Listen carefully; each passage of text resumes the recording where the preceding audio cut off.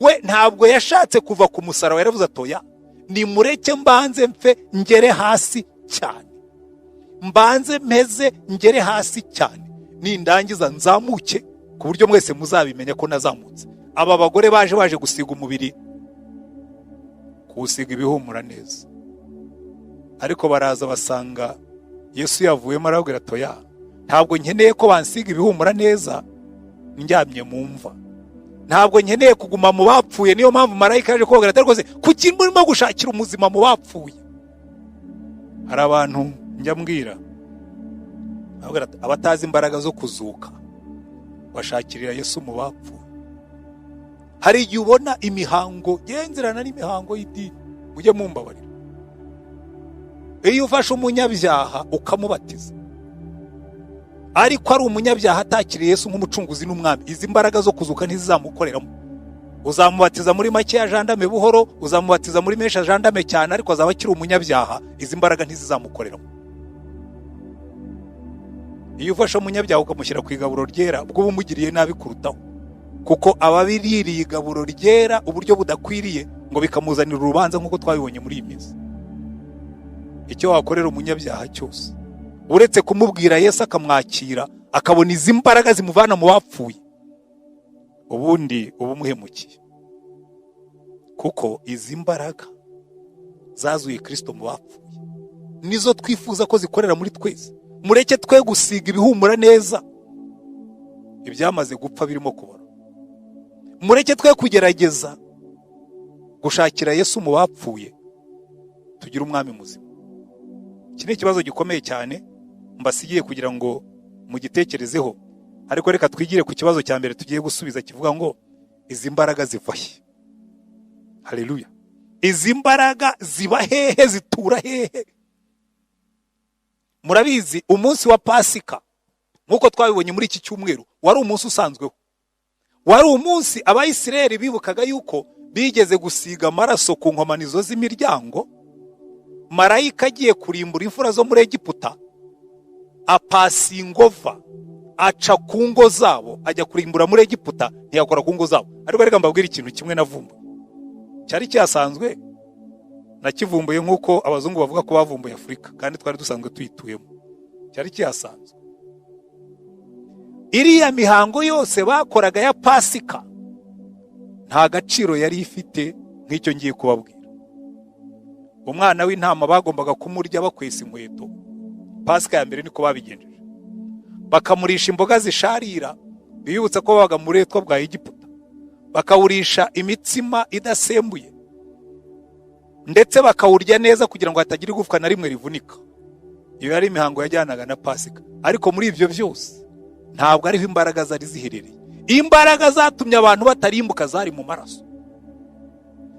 Kimwe mu byo turi kwizihiza kuri uyu munsi wa Pasika harimo n'igisubizo cy'ubwoba, kubera yuko ubundi nta kibazo kwirinda, ikibazo ni ukwirinda kandi ufite ubwoba, kuko ubwoba bushobora kukwica nta n'indwara warwaye. Nibwo uzabona abantu bamwe bihisha, bagahisha yuko banarwaye, bakagombera kujya kubashakisha kandi bashoboraga kwijyana. Kubera iki? Afite ubwoba yuko basanga arwaye, kandi ikiza ni uko uramutse urwaye nuko banabimenye ko urwaye bakakuvura kuruta kubyihisha. Ariko abantu baratinya. Nyamara Bibiliya iratubwira ngo umwami Yesu yahuje natwe amaraso n'umubiri, ngo kugira ngo urupfu rwe aruhinduze ubusa, ufite ubutware bw'urupfu ari we Satani abone uko abatura bahoze mu bubata bwo gutinya urupfu no kubaho kwaho rwose. Twe twabatiwe gutinya urupfu, ariko dukunda n'ubuzima, turirinda. Icya kabiri, murabizi twebwe turi mu gihe cy'icyunamo, twibuka jenoside yakorewe Abatutsi. Ubu abantu benshi bari mu nzu barigunze, abandi bicaye bafite imitima ibacira urubanza kuko bibuka ibyo bakoze. Ariko nabyo uno munsi nenda kubabwira ngo inkuru nziza iri mu musaraba wa Yesu. Kuko muri Yesaya 53 aratubwira ngo icyatumye Yesu ajya ku musaraba. Indirimbo twaririmbaga yavuga ngo niki cyatumye umwana w'Imana ababazwa, ngo umva icyatumye bambwa ku giti. Ibintu bibiri Yesu yajya bitatu ndetse byamujyanye ku giti. Icya mbere Yesu aratubwira ngo ubwo Yesu yajyaga ku musaraba yari yishyizeho ibyaha byacu, yishyiraho no gukiranirwa kwacu. Icya kabiri bakatubwira ngo yari yishyizeho intimba zacu, yishyiraho n'imibabaro yacu. Icya gatatu akatubwira ngo yishyizeho n'ubumuga bwacu. Ubundi ibintu bitatu bitugora biduheza hasi mu buzima ni intimba n'umubabaro n'ubwigunge, ni ibyaha n'umutima wicira urubanza no gukiranirwa cyangwa se n'uburwayi. Ibyo byose Yesu yarabizingazinze hamwe, abishyira mu rupfu rwe, abijyana ku musaraba kugira ngo aduhe ibyiringiro by'ubuzima kandi by'ubuzima bwuzuye. Ibyo bintu bitatu rero ngira ngo muri iyi minsi turabibona mu isi yacu, ariko ibyiringiro byacu biri mu musaraba wa Yesu uwo twizihiza uyu munsi. Amen. Niyo mpamvu Bibiliya itubwira ngo ubwo Yesu yari azamutse mu mva, ari byo twizihiza uyu munsi, icya mbere ngo yazamukanye iminyago, ariko ngo amaze kunyaga abatware n'abafite ubushobozi abivuga hejuru kubw'umusaraba, kubera yuko Bibiliya yatubwira ngo ibyaha n'urupfu biragendana, kandi ibyo byombi Yesu yabyivuze hejuru kubw'urupfu rwe akazuka. Niyo mpamvu ngira ngo uyu munsi dufatanye inyigisho nise imbaraga z'umuzuko wa Kristo, the power of the resurrection, kugendera mu mbaraga z'umuzuko wa Kristo. Ikibazo dufite nuko abakristo benshi nubwo Kristo yapfuye akazuka ku bwacu baracyaba mu bubata bwo gutinya urupfu. Nubwo Kristo yikoreye intimba zacu n'imibabaro yacu baracyabaho mu bwigunge n'imibabaro myinshi. Nubwo yishyizeho ibyaha byacu no gukiranirwa kwacu benshi baracyabigenderamo. Niyo mpamvu ngira ngo uyu munsi twige kuri iri jambo imbaraga z'ukuzuka kwa Kristo, imbaraga z'umuzuko. Haleluya. Icya mbere, abantu bakunda imbaraga, abantu bakunda ubutwari kandi baranazishaka iteka ryose. Abantu baragerageje bashakisha imbaraga, bakora amashanyarazi, bibashoboza gukora ibintu byinshi. Bashobora gusatura ibyuma, bashobora gusatura ibiti, bashobora gusatura n'ibitare, kuko babonye imbaraga zifasha gukora ibyo ngibyo. Abantu bashatse imbaraga zibihutisha, barabanza bagenda ku nyamaswa, bageze aho ngaho bakora amagare, bageze aho ngaho bakora imodoka, bakora indege, bageze ku byogajuru, kuko barashaka imbaraga kandi barazishaka bakazibona. Yewe n'imisozi basigaye bayisatura, bakoze intambi, imisozi barayisatura bakagera mu nda y'isi, imbaraga barazibonye. Banakoze n'ibitwaro kirimbuzi bishobora gusenya umujyi wose batagombeye kurwana igihe kirekire. Ariko hari ikintu kimwe cyananiye abantu, bananiwe kubona imbaraga zinesha urupfu. Kuko ari abakomeye ari n'aboroheje, ari abakize ari n'abakennye, ari abize ari n'abatarize, hari ikintu kimwe kituringaniza: twese turapfa. Kugeza uno munsi nta muntu urabona imbaraga zimuvanaho ubutware bw'urupfu. Ikindi wenda abantu batajya batekerezaho, abantu bahinduye imibereho yabo, bahindura imyambarire, bahindura imiturire, bahindura imirire, bahindura imigendere, ariko hari ikintu kimwe kitahindutse: umutima w'umuntu. Uko ibyaha byahozeho mbere na mbere, isi gitangira n'ubu baracyabikora. Uzabona abantu benshi bize amashuri menshi, bagira ubwenge bwinshi, bagira ubutunzi bwinshi, bagira icyubahiro cyinshi, ariko ibyaha, Bibiliya ikatubwira ngo icyaha gikoze isoni abantu bose, ngo gukiranuka kugashyira abantu hejuru. Uzabona umuntu ubone akaha gatoya, uko ubona agasumari gatoya gapfumura ipine ukananirwa kugenda, niko icyaha gitoya gipfumura ubuzima. Umuntu akaba stuck, ukaba wari ukomeye umeze neza, ijambo rimwe gusa rikaguhitana, kuko warivuze mu mwirato cyangwa warivuze mu kwikakaza. Ukaba wari umuntu ukomeye, inda imwe ikaguhitana. Ngira ngo mwagiye mubibona, ukabona umuntu, nibuka kera muri za 80 na hari umugabo w'umunyamerika wari ukomeye cyane, abantu bose bari bazi ko azaba perezida wa Amerika, baratangiye no kumwamamaza, witwa Gary Hart. Noneho abanyamakuru baza gutahura ko yigeze gusohokana umugore utari we, babishyira mu binyamakuru. Kandidatire yahise ivamo. Icyaha kimwe gikoze isoni, umuntu kikamukura mu nzira. Kandi iki kintu abantu bakiburiye umuti. Ariko uyu munsi tuvuga, uyu munsi wa Pasika, ibyo turimo kwizihiza, turizihiza yuko hari umunsi Imana yabyitegereje itanga igisubizo. Bibiliya yatubwira ngo ko Imana yakunze abari mu isi cyane, ngo yatanze umwana wayo ajya ku musaraba, ngo kugira ngo umwizera wese icyambere atarimbuka, ahubwo ahabwe ubugingo buhoraho. Atuneshereza icyaha, kuko yari yanatuneshereje n'urupfu rujyana nabyo. Ariya magambo twamaze gusoma rero, ndagira ngo nyongereho n'ayandi atubwira kuri izo mbaraga ziboneka mu kuzuka kwa Kristo. Mu Befeso mu gice cya mbere umukozi w'Imana Pawulo aratubwira ngo asengera abanyefeso, arababwira ngo bantu bo muri Efeso, maze kumva kwizera kwanyu natangiye kubasengera. Umva ukuntu abasengera, nkundi risengesho cyane.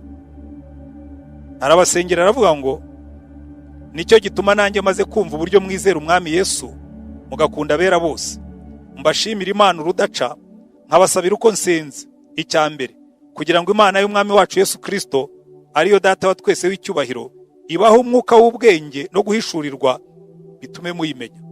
Icya kabiri, ngo amaso y'imitima yanyu abone uko ahweza, mumenye ibyo mwiringizwa n'iyabahamagaye. Icya gatatu, mumenye n'ubutunzi bw'ubwiza bw'ibyo azaraga bera. Icya kane, mumenye n'ubwinshi bw'imbaraga zayo butagira akagero, iziha twebwe abizeye, nk'uko imbaraga z'ububasha bwayo bukomeye ziri izo yakoreye muri Kristo ubwo yamuzuraga mu bapfuye, ikamwicaza iburyo bwayo ahantu ho mu ijuru. Haleluya. Pawulo aravuga ngo ndabasengera abantu bo muri Efeso, ngo kugira ngo mwumve mumenye ubwinshi bw'imbaraga zayo butagira akagero, iziha twebwe abizeye, nk'uko imbaraga z'ububasha bwayo bukomeye ziri izo yakoreye muri Kristo ubwo yamuzuraga mu bapfuye. Haleluya. Nkunda aya magambo kuko aratubwira ngo za mbaraga zazuye Kristo mu bapfuye nizo Imana iduha zigakorera muri twebwe. Haleluya. Icyo nicyo Pawulo yabasengeraga, akavuga ati ndagira ngo mubimenye. Nanjye uyu munsi ndasenga Imana ngo mubimenye, ngo mu kuzuka kwa Kristo harimo imbaraga izi Imana igiduha kugira ngo natwe tuzikoreshe. Hari n'ahandi Pawulo abivuga neza, ugiye mu rwandiko yandikiye Abafilipi igice cya 3 ku murongo wacyo w'9 kugeza kuri 11, aravuga ngo kandi mboneke ko ndi muri we, ntafite gukiranuka kwanjye kuva mu mategeko, ahubwo mfite ukuzanwa no kwizera Kristo, ariko gukiranuka kuva ku Mana guheshwa no kwizera, kugira ngo menye n'imbaraga zo kuzuka kwe no gufatanya n'imibabaro ye, no kujya nshushanywa no gupfa kwe, ngo ahari ngere ku muzuko w'abapfuye. Pawulo arisengera akabwira abantu ati ubungubu rero jyewe ndimo ndagenda nibagirwa ibiri inyuma ngasingira ibiri imbere. Ati ndimo ndashaka kumenya Kristo, ngo nshimikire menye na ziriya mbaraga zo kuzuka kwe. Haleluya. Hari igihe dufashe umwanya tukabitekereza, natwe tugasenga nk'uko Pawulo yasengaga, akavuga ngo nifuza ko ziriya mbaraga zazuye Kristo mu bapfuye zikorera muri jyewe kandi zigakorana nanjye. Haleluya. Imbaraga zikura abantu mu byaha, imbaraga zikura abantu mu rupfu, imbaraga zikura abantu mu burwayi. Kuko nk'uko twamaze kubibona, ubwo Yesu yajyaga ku musaraba yishyizeho ibintu 3 byananiye abantu. Icya mbere, yishyizeho ibyaha byacu, yishyiraho gukiranirwa kwacu. Icya kabiri, yishyiraho intimba zacu, yishyiraho n'imibabaro yacu. Icya gatatu, yishyiraho ubumuga bwacu. Arangije ngo ibyo ngibyo byose arabinesha. Imbaraga zo kuzuka zimukura mu bapfuye, anesheje ibyo bintu uko ari 3. Izi mbaraga zazuye Kristo mu bapfuye, twebwe twazigiriza, twazikura hehe? Icya kabiri, izi mbaraga twakora iki ngo tuzigire izacu? Haleluya. Ushobora kumenya aho izo mbaraga ziri, ariko ugomba no kujyayo ukazishaka. Twakora iki ngo izo mbaraga tuzigire izacu? Icya gatatu, izo mbaraga tumaze kuzibona twazikoresha dute? Kuko ushobora kugira imbaraga mu biganza byawe. Umuntu ashobora kuguha imodoka ariko ntumenye kuyitwara. Ashobora kuguha indege ntumenye kuyatsa. Ashobora kuguha inzu nziza ntumenye kuyibamo. N'izi mbaraga dushobora kuzishaka, ariko tutabanje kumenya ngo uzikoresha ute, ubigenza ute. Reka rero tugende duhere kuri kiriya gice badusomeye cyo muri Mariko, kuko niho duhera. Mariko igice cya 16 twagifatanije n'igice cya 21 cyo kubara. Mariko 16 baratubwira ngo isabato ishize, wa munsi na Yesu yari yubahirije. Isabato ishize, Mariya Magadalena na Mariya nyina wa Yakobo na Salome bagura ibihumura neza ngo bajye kubimusiga. Ariko aba bagore ndabakunda. Hanyuma umurongo wa 3 baravuga ngo barabazanye bati, ninde uri butubirindure cya gitare kiri ku munwa w'igituro? Ibibazo bibazaga. Bagiye batwaye ibihumura neza, bagiye gusiga umubiri wa Yesu wapfuye. Uyu mwitozo w'imbura mumaro njya mbona abantu benshi nabo bawukora. Turawukora kenshi, tugashaka ibintu bihumura neza, tugashaka imihango y'idini myiza, tukambika umunyabyaha upfuyemo imbere. Icyari cyatumye Yesu amanuka yishyizeho ibyaha byacu, ahinduka icyaha, ahinduka acirwaho iteka, bajyana uwo mubiri barawuhamba. Abagore baravuga ati mureke tujye gusiga ibihumura neza ku mubiri urimo kubora. Imana iravuga ngo ya, yewe ntabwo njya siga ibihumura neza ku mubiri urimo kubora, ahubwo ndi mu mubiri mushya. Haleluya. Imbaraga zo kuzuka. Imana iravuga ngo ya, nimusiga ibihumura neza kuri uriya mubiri wamaze gupfa, uzabora. Ahubwo nimugiye mutangazwe n'ibyo muri bubwirwe. Umubiri mushya wasimbuye wa wundi upfa. Haleluya. Icya kabiri cyari kibahangayitse, baravuga ngo ninde uri butubirindurire cya gitare? Ntabwo Yesu yarakeneye ko bamubirindurira igitare, kuko Imana yaravuga ngo ibitare byose bifunze imva ngiye kubifungura. Haleluya. Aya magambo ndayakunda cyane. Bo bagiye bahangayitse bavuga ati ninde uri tubirindurire igitare? Bageze basanga igitare cyavuyeho kera. Kubera iki? Uwo bari bagiye gusiga yari yamaze gusohoka mu gituro aririmba yanesheje. Haleluya. Njya mbabwira hari indirimbo twajyaga turirimba kera mu gaturika, ariko n'ubu bagomba kuba bakiririmba. Yavuga ngo Yesu turakuramya,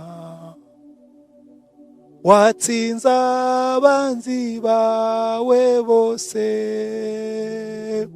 bari bavuze ndiburi Imana, ubitwereke uve ku musaraba, wabahinyuje utsinze urupfu, ukazuka wera nk'izuba. Urumva, we ntabwo yashatse kuva ku musaraba, yaravuze atoya, nimureke mbanze mfe ngere hasi cyane, mbanze mpeze ngere hasi cyane, nindangiza nzamuke ku buryo mwese muzabimenya ko nazamutse. Aba bagore baje gusiga umubiri, kuwusiga ibihumura neza, ariko baraza basanga Yesu yavuyemo, arababwira atoya, ntabwo nkeneye ko bansiga ibihumura neza ndyamye mu mva, ntabwo nkeneye kuguma mu bapfuye. Niyo mpamvu marayika yaje kubabwira ati rwose kuki murimo gushakira umuzima mu bapfuye? Hari abantu njya mbwira abatazi imbaraga zo kuzuka bashakirira Yesu mu bapfuye. Hari igihe ubona imihango yenzerana n'imihango y'idini, mujye mumbabarira. Iyo ufashe umunyabyaha ukamubatiza, ariko ari umunyabyaha atakiriye Yesu nk'umucunguzi n'umwami, izi mbaraga zo kuzuka ntizizamukoreramo. Uzamubatiza muri make ya jandame buhoro, uzamubatiza muri menshi ya jandame cyane, ariko azaba akiri umunyabyaha, izi mbaraga ntizizamukoreramo. Iyo ufashe umunyabyaha ukamushyira ku igaburo ryera, ubwo bumugiriye nabi kurutaho, kuko ababiririye igaburo ryera uburyo budakwiriye ngo bikamuzanira urubanza, nk'uko twabibonye muri iyi minsi. Icyo wakorera umunyabyaha cyose uretse kumubwira Yesu akamwakira, akabona izi mbaraga zimuvana mu bapfuye, ubundi uba umuhemukiye, kuko izi mbaraga zazuye Kristo mu bapfuye nizo twifuza ko zikorera muri twese. Mureke twe gusiga ibihumura neza ibyamaze gupfa birimo kubora. Mureke twe kugerageza gushakira Yesu mu bapfuye, tugira umwami muzima. Iki ni ikibazo gikomeye cyane mbasigiye kugira ngo mugitekerezeho, ariko reka twigire ku kibazo cya mbere tugiye gusubiza, kivuga ngo izi mbaraga ziva he? Haleluya. Izi mbaraga ziba hehe? Zitura hehe? Murabizi umunsi wa Pasika, nkuko twabibonye muri iki cyumweru, wari umunsi usanzweho. wari umunsi abayisiraheli bibukaga yuko bigeze gusiga amaraso ku nkomanizo z'imiryango.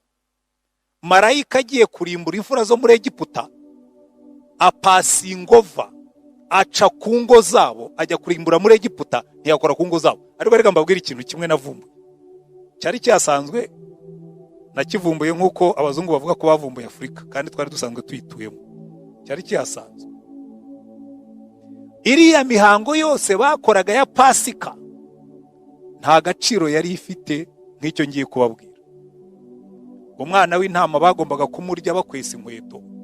Pasika ya mbere niko babigenjeje, bakamurisha imboga zisharira, biyibutsa ko babaga mu buretwa bwa Egiputa, bakawurisha imitsima idasembuye, ndetse bakawurya neza kugira ngo hatagira igufwa na rimwe rivunika. Iyo yari imihango yajyanaga na Pasika. Ariko muri ibyo byose ntabwo ariho imbaraga zari ziherereye. Imbaraga zatumye abantu batarimbuka zari mu maraso.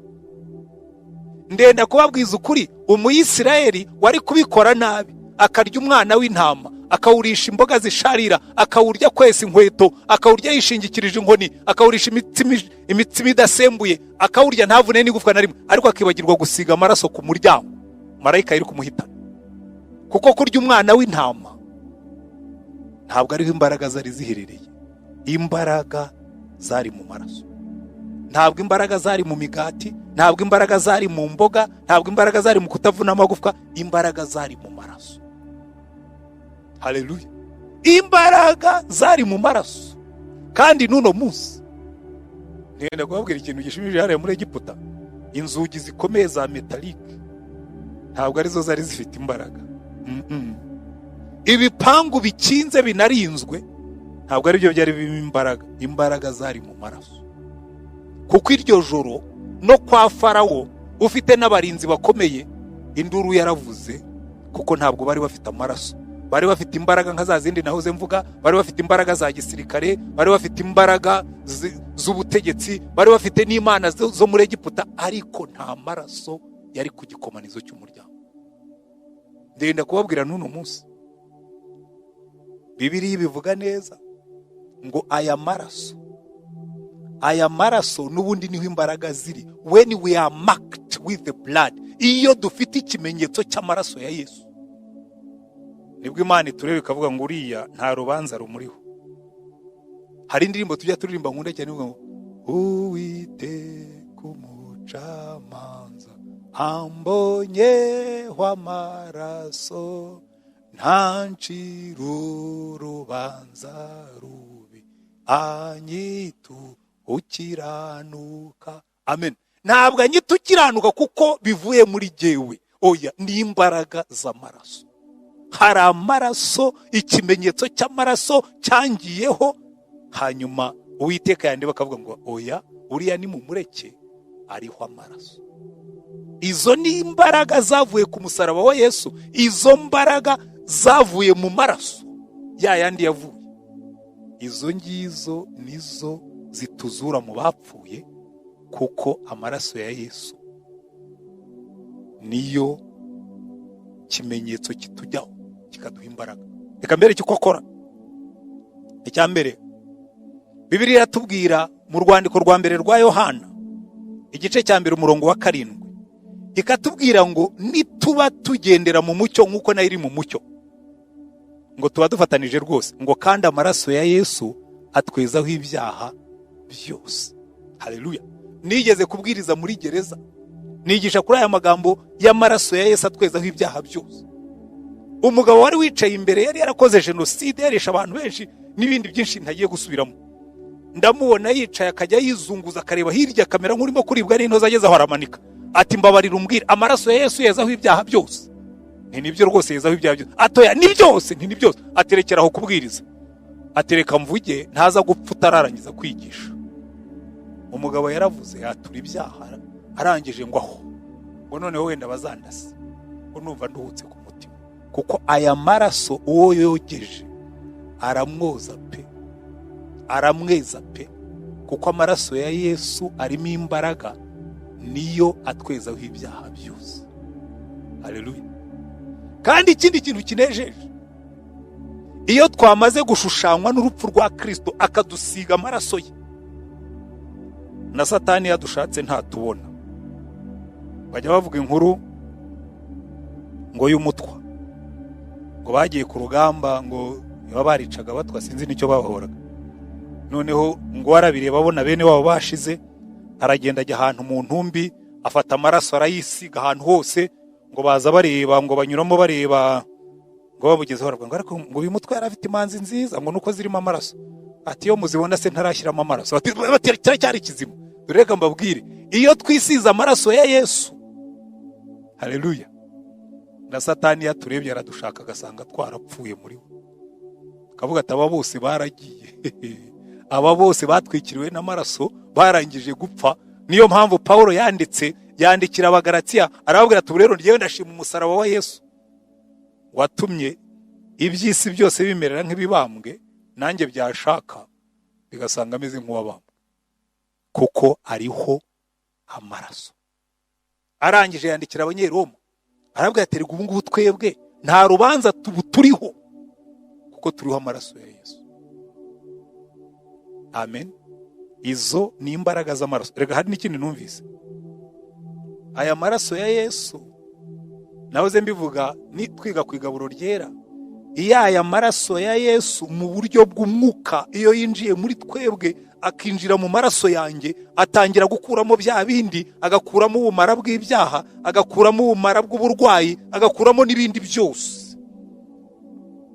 Mwarumvise ko muri kino gihe cya coronavirus barimo barashaka umuti wo gufata plasma y'abantu bamaze gukira coronavirus, bakajya bayikoresha bakayitera barembye cyane ngo barebe yuko bishobora kubateramo imbaraga hanyuma bagakira. Ubushakashatsi barimo barabukora, abakunda gusoma ngira ngo mwarabyumvise. Ariko amaraso ya Yesu yagiye mu yacu. Rega muzarebe n'umuntu wabuze amaraso kwa muganga, bashaka abo bahuje amaraso bakayatanga bakayamutera, umuntu akongera akaba muzima. Amaraso ya Yesu aduhindura abazima. Niyo mpamvu buriya nkunda ukuntu Yohana yavuze ngo ibihamya ni bitatu: n'amazi, n'amaraso, n'umwuka. Kubera yuko mu mazi Paulo yabyanditse neza, yandikira Abaroma ngo ariko ntimuzi yuko twebwe abapfanye na Kristo ngo twahambanywe nawe mu mubatizo.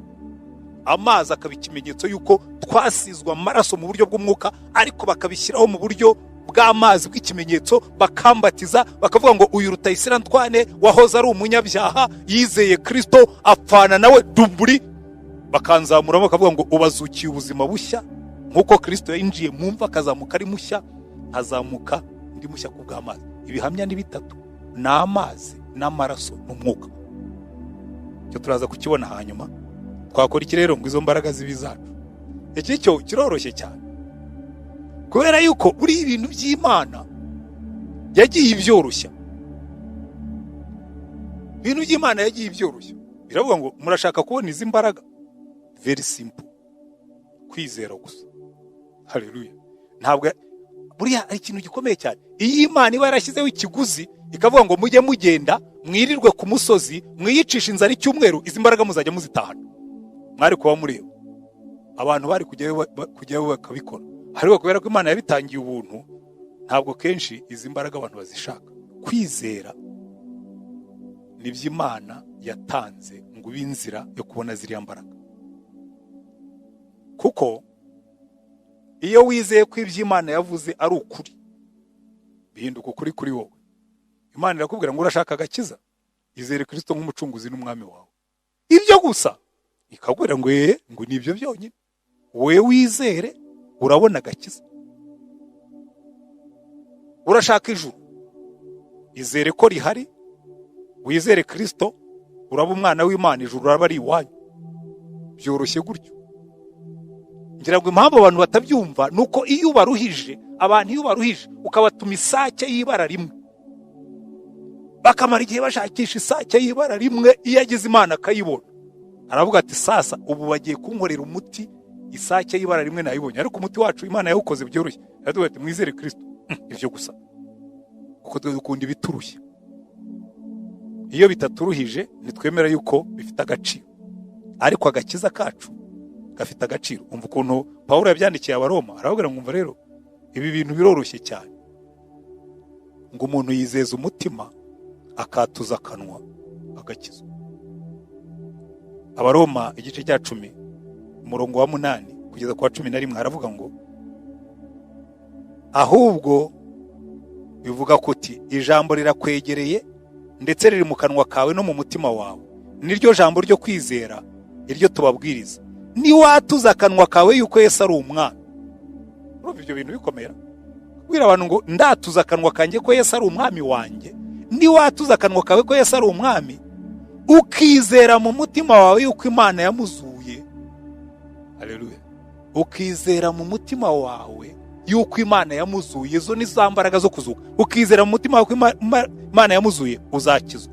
Kuko umutima ari w'umuntu yizeza akabarwaho gukiranuka, akanwa akaba ariko yatuza agakizwa. Haleluya. Iyo usomye Abaheburayo igice cya 11 ubonamo bari abantu b'ibihangange bakoze ibintu bihambaye by'Imana. Bose bafite ikintu kimwe bahuriraho.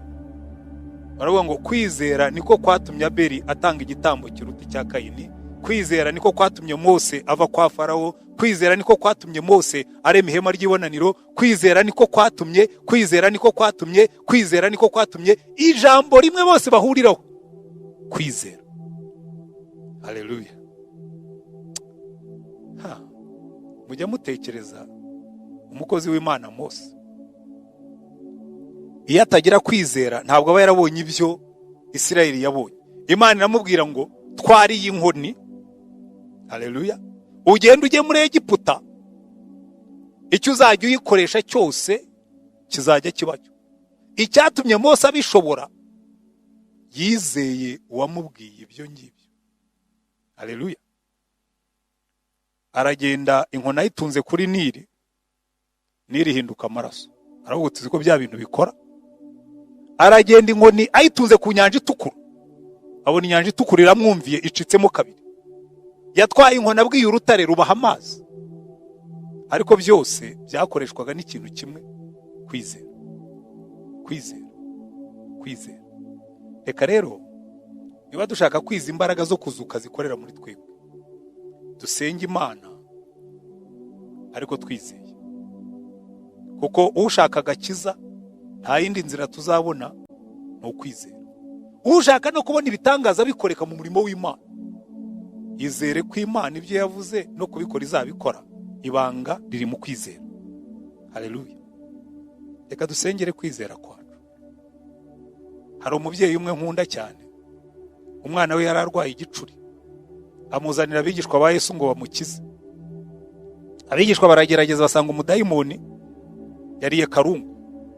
Hanyuma Yesu aje areba dayimoni, aravuga ati dayimoni ibyo urimo muvemo. Ariko mbere yuko akora ibyo ngibyo, Yesu aravuga ati ariko bantu bafite kwizera guke, igituma uyu mudayimoni atagiye yabarebye abona mufite kwizera guke. Umubyeyi aravuga ati mbabarira, ndizeye, nyongerera kwizera. Yesu ahita akora igitangaza. Kwizera niyo mpamvu yatubwiye ngo niyo wagira akangana n'akabuto ka Sinari, ngo wabwira uyu musozi ngo genda utabwe mu nyanja, umusozi ukagenda. Mwami Yesu, twongerere kwizera, tubone imbaraga zo kuzuka kwawe. Iri ryagumye kuba isengesho ryacu iteka ryose. Twakora dute ngo izi mbaraga tuzihindure izacu tuzikoreshe? Ibi rero nabyo bikorerwa n'akajambo gato, akantu gato gusa. Reka muri ibintu by'Imana ni utubuto dutoya, ukanda hano ugakanda ahandi hano, ukanda akangaka ko rero koroshye gutya cyangwa gakomeye gatya, kitwa kumvira. Buri ikintu gikoresha ukuboko kw'Imana muri izi mbaraga ni ukumvira. Kumvira gusa. Iyo Mose atumvira ngo atunge inkoni ku nyanja, ntiba yaracitsemo kabiri. Haleluya. Ariko nkunda umugabo umwe witwa Namani yaragiye, murabizi, abona imbaraga z'Imana. Aragenda ajya kwa Elisa. Ariko nkunda aho yabanjirije, kuko yagiye na za protokole nyinshi n'amabaruwa avuye ibwami ayashyira umwami wa Isirayeli. Aramubwira ati nkohereje umugaragu wanjye Namani kugira ngo umukize ibibembe. umwami abonye iyo baruwa ati murabona uyu mugabo arimo arashakaho ka munani, arimo arashaka uburyo atera igihugu cyanjye, nakura hehe izi mbaraga? Ninde wamubwiye ko ndi Imana? Noneho Elisa amutuma aramubwira ngo munyoherereze. Aramenya ko muri Isirayeli hari imbaraga. Haleluya. Rero hari abantu bumva ibintu byose. Namani ategereza yuko Elisa asohoka ngo akarembarembye ikiganza ku bibembe bye. Hanyuma Elisa atuma Gehazi umugaragu aramwita genda umubwire ngo manuka hepfo hariya mu kabande widumbure muri Yorodani karindwi. Namani ariko ubwo azi umuntu urimo kuvugana nawe. Jewe naje ntwaye izahabu ibiro 34, ntwaye ibiro byinshi by'amafeza, namuzaniye n'imyenda yo guhinduranya. Nta naje ngo abanze ansuhuze. Gehazi asubira mu nzira avuga ati rega buriya nta nubwo navuganaga n'urwaye, ndimo ndavugana na protokole we. Kuko urumva buriya Namani yari umugabo ukomeye. Ntugire ngo ni na Namani babwiraga protokole we. Ubwo yari umusirikare bamwita ADC, mbese assistant we aragenda avuga ati patro chef wacu general en chef Namani ngo arashaka kubonana na shobuja ngo akamukiza ibibembe. Gehazi aragenda abwira Elisa, undi aramubwira ngo genda umbwirire uwo mugabo ngo genda widumbure muri Yorodani. Undi aramubwira ariko wowe uzi ibyo uvuga, general en chef ngende ntinyuke mubwire niba adasohotse. Gehazi aramubwira ati rero patro wanjye nanjye iyo yavuze ntavuguruzwa, genda umubwire ngo uragenda cyangwa witahire. Ariko muzi yuko nazanye n'ifeza n'izahabu n'imyenda yo guhinduranya. Ariko atari kuza umugabo murimo kudiringa nawe yabonye inshuro ebyiri z'umwuka. Mubwira ajye muri Yorodani niba atagiyemo mutari. Baragenda babwira Namani bati aravuze ngo manuka ujye muri Yorodani widumburemo karindwi. Ati sasa serious general en chef nidumbure hamwe n'abana mukate dutahe. Ngo abagaragu baramubwira ati rwose chef iyo agusaba ikintu gikomeye kirusaho cyo, iyo akubwira nk'ibyo basabye Dawidi ngo agenda azana ibinyita 100 by'Abafilisitiya, wari kugenda ukabizana. None agusabye kwidumbura muri Yorodani nta n'uwo murwanye, bikubereye ikibazo. Ikintu kijya kigora abantu benshi ni ukumvira. Kumvira gusa. Ngo Imana yaravuze ngo ariko ngo Imana ivuga ngo kuki Imana ivuga? Iravuga nyine. Ukumvira. Niba ushaka kubona imbaraga zo kuzuka umvira. Namani ngo aragenda yidumburamo.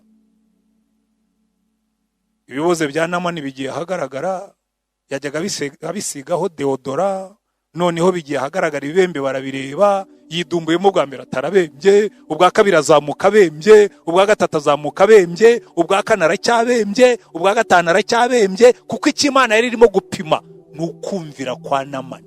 Bari bamubwiye 7 times not 6. Gatandatu byari bikiriho ko ntabwo gatandatu ari karindwi. Hanyuma acuburutsemo bwa karindwi bati haleluya, bati Namani azutse ari mushya. Hari ba Namani benshi babembye. Imana irakubwira ngo niba ushaka amahoro va muri ubwo busambanyi. Imana irakubwira ngo niba ushaka amahoro va muri ubwo businzi. Imana irakubwira ngo niba ushaka amahoro va muri ubwo bugome. Ariko ngo giye ngo siko mbyumva. Okay, siko byumva, gumana ibibembe byawe. Namani yarumviye, ibibembe bye birakira. Niba nawe uyu munsi ushaka kugira ngo ibibembe byawe bikire, ibyo bikubujije amahoro, ibyo bikubujije ibyiringiro, umvira ibyo Imana ivuga, urabona ubugingo. Kuko izi mbaraga zo kuzuka zikoreshwa na buto yo kwizera, ariko zigakoreshwa na buto yo kumvira. Iyo kimwe kibuzemo ntabwo bikora. Igamba urundi rugero rumwe hanyuma dusoze. Muri abantu bo mu bukwe bw'Ikana y'i Galilaya. Mariya araje abwira Yesu ati hano havutse situation. Havutse ikibazo. Divayi yashize. Hase muvyeyi, izi mbaraga ko ntajyaga nzikoresha mu bukwe. Iby'ubukwe byo tubijemo dute. Ariko Mariya yarabiza akavuga ati byari byose uyu muhungu ndamuzi, ntabwo ashobora gutererana abantu, n'iki nacyo ni ikibazo. Hanyuma Yesu arabireba aravuga ati okay, henga nze mpime kwizera kwanyu, nimugende mudaha amazi muyuzuze ziriya ntango. Amazi barashaka divayi wowe ukavuga amazi. Badashya amazi bayuzuza mu ntango, bayadashya ari amazi bayuzuza intango ari amazi. Murankurikira neza? Arengera avuga ati nimudahe mushyire umukwe mukuru, badaha amazi. Nibwira ko bariya batwaye ari amazi baravuga ati rose bagenzi banyu twabonye byinshi, uyu mugabo arasoma aya mazi araducira mu maso. Amazi mu bukwe barayatwaye akiri amazi, yayasingiriye akiri amazi, akubise ku munwa change iraba. Ibyo byitwa obedience, kumvira. Asomyeho akambya agahanga, ashyira mu kijigo cy'ibumoso, ahindurira mu cy'iburyo. Abaza umuhungu aramubwira ati iyi divayi ivuye he? Wabitse divayi nziza uyizana tumaze guhaga ya mishari yawe, kwari kugira ngo uze usigarane biriya bibindi muzabinywe mwenyine twatashye. Kuko iyo Yesu akoze ku kintu, haleluya, izi mbaraga iyo zije ku muntu, ibye bya nyuma biruta ibya mbere ubwiza. Bariya abagore bagiye gusiga ibihumura neza, Imana irababwira ngo uriya mubiri bakubise bakawuhindura ibisebe, bakawucoca bakawutera icumu, ntabwo ariho ndi buzure. Ndamuzurira mu wundi mubiri uruta wa wundi. Ndamuha umubiri uzajya uca mu nkuta, ndamuha umubiri utazajya ukenera indege, uzajya agira gutya akazamuka. Ndabihindura byiza kuruta ibya mbere. Haleluya. Ariko murabyumva? Reka ndangize. Iyi migisha y'Imana tuvuga izazira mu kwizera. Hariya iriya nkuru yindi twasomye mu isezerano rya kera, ngo abantu, ngo inzoka zarabarumaga. Imana irabirebera avuga ati okay, ngiye gupima kwizera kwanyu, genda ukora inzoka y'umuringa isa na ziriya, nurangiza uyishinge hariya. Uzajya areba inzoka wese azajya akira uburibwe. Mpamya ko hari abantu benshi bapfuye banze kureba inzoka. Hari abantu benshi bagomba kuba barapfuye barimo kuvuguta imiti. Hari abantu benshi bapfuye barimo gushaka amabuye yo gushyira aho ngaho ngo bakuremo ubumara. Nyamara yeye nabahaye ikintu cyoroshye, murebe iriya nzoka. Haleluya. Agakiza kacu, imbaraga zacu, reba Yesu ku musaraba. Reba Yesu wapfuye agahambwa akazuka akaba ari muzima. Hanyuma izo mbaraga nurangiza uzizere, umwumvire, imbaraga zizaba izacu. Witeguye kumvira? Witeguye kwizera? Witeguye kugendana na Yesu? Dusenge Imana idukorere ibitangaza. Kandi niba urimo kumva ubutumwa uyu munsi, uzi neza yuko ukiri mu mva y'ibyaha, uyu ni umunsi wawe wo kuzukana na Kristo. Kubera ko yaje kugira ngo twizere izo mbaraga zikorere muri twe. Nkuko Pawulo yabivuze ngo izi mbaraga ndabasengera ngo mwumve ubwinshi bw'imbaraga aha twebwe izo yakoresheje azura Kristo mu bapfuye. Wenda uri mu gituro cy'ubusambanyi, wenda uri mu gituro cy'inzoga niho wafungiwemo, ariko nenda kukubwira ngo uyu munsi hari umwami wazutse, n'igitare ntibagombye kukimukuriraho. Hari umwami wazutse, umubiri ukomeretse si wowe yazukanye, yazutse afite umubiri mushya. N'inkovu barekeyeho zari zo kugira ngo ajya twibutsa ko ari wadupfiriye batamuyoberwa. Yazukanye umubiri mushya. Nawe uyu munsi urabicyaremwe gishya, niwemera Kristo gukorera mu buzima bwawe. Kandi natwe nk'itorero mureke twemerera Imana izi mbaraga zazuye Kristo mu bapfuye, dutangire kuzisengera. Nitubwiriza ubutumwa tujye tubona abantu bakizwa, nidusengera abarwayi tubona abantu bakira, nitwirukana abadayimoni tubone bagenda. Reka mbabwira ikintu gikomeye. Icya mbere tugomba kubyizerera ko bishoboka. Abantu benshi ikintu cyatwishe, twarize PhD, turiga masters, turiga ibipapuro, turarundanya ibipapuro, amapaje y'ibipapuro, hanyuma twibagirwa kwizera. PhD ntabwo yirukana abadayimoni.